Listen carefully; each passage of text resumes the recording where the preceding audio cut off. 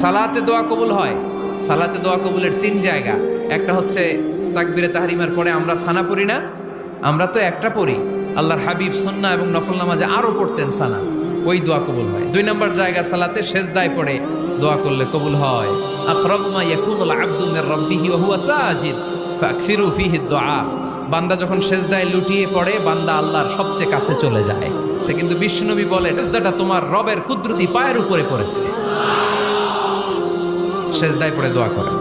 সালাম ফিরানোর আগে বিশ্বনবী দোয়া করতেন, লা ইউসাল্লিমান্না আহাদুকুম হাত্তা ইয়াতাআওয়াযা মিন আরবা'a।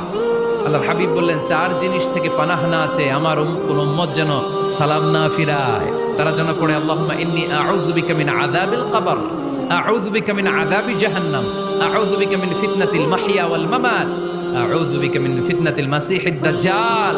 আল্লাহ কবরের আযাব থেকে বাঁচাও, আল্লাহ জাহান্নামের আগুন থেকে বাঁচাও, আল্লাহ